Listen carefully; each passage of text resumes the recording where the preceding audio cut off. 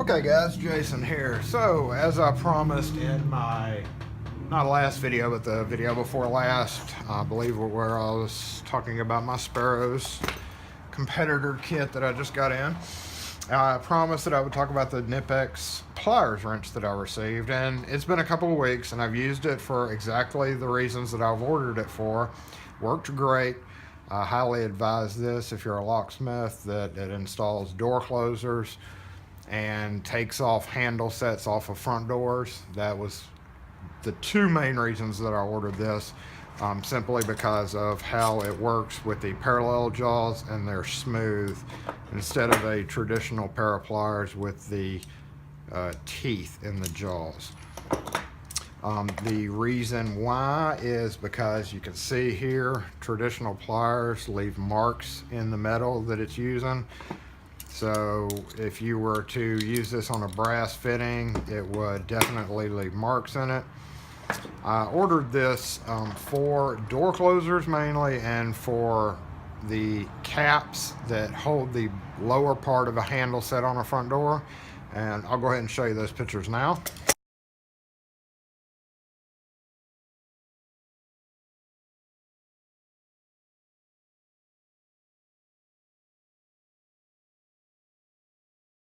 Okay, you can see it works perfect for those uses, and with that soft aluminum and soft brass, the parallel action of the pliers and the smooth jaws don't mar it. It might mar it if you look really close, but it doesn't mar it nearly as bad as toothed pliers like this.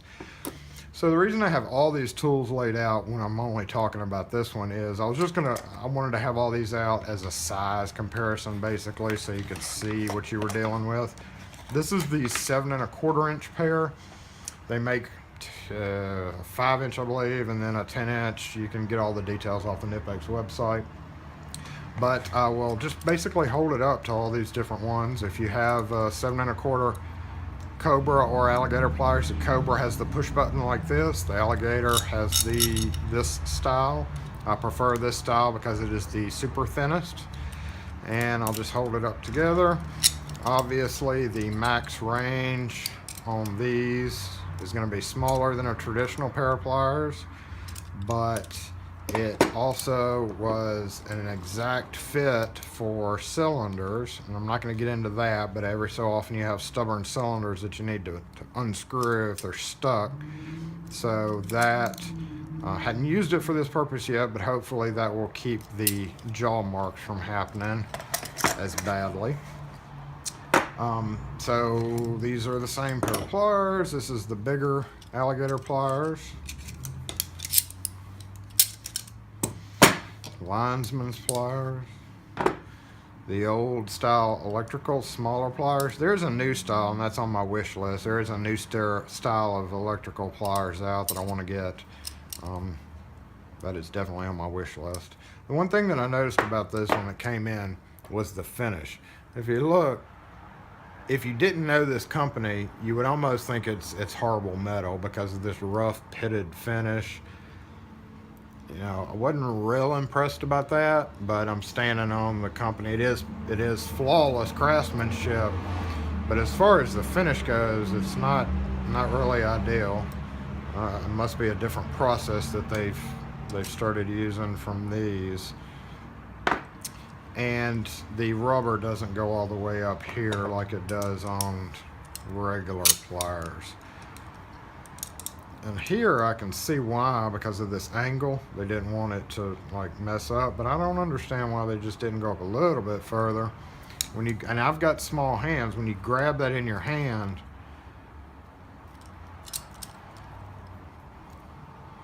you naturally want to grab for the rubber part.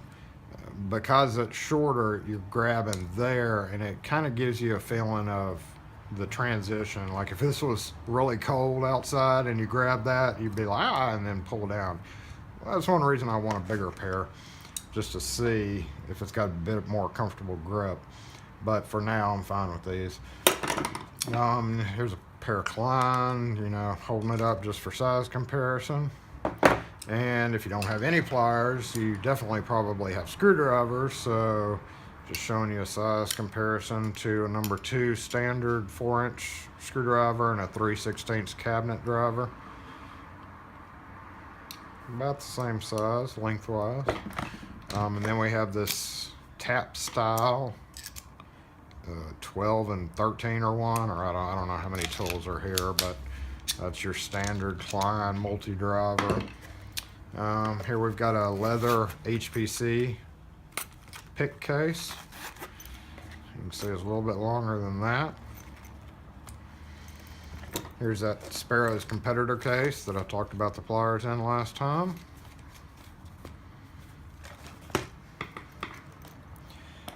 And basically just a pin for size comparison. Just showing you these for your size comparison. So, you know, 2 of the same pair here, there. Basically what my carry is now is this, and this for the most part. So it's a good little bundle of hand tools. It's a good tool. I like the features of it. The only thing I don't like is, and I don't have a nut or a bolt of any kind out here to show you. But one thing compared to regular pliers is you do, since there is a limited range, you do have to frequently adjust it. So if you're working on, say, a door closer, for instance, that has 1, 2, sometimes 3 different sizes of nuts. So you have to stop and you have to put it up to it and adjust it just like you would an adjustable wrench. I don't really use adjustable wrenches in my line of work a lot.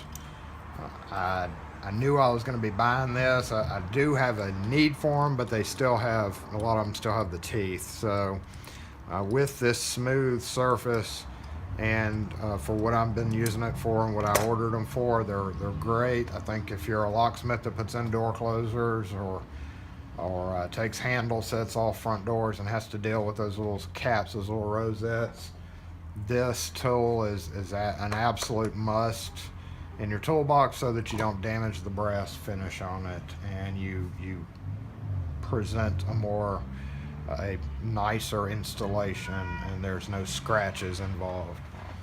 So anyway, just wanted to show you that. Thanks for watching and y'all have a good night.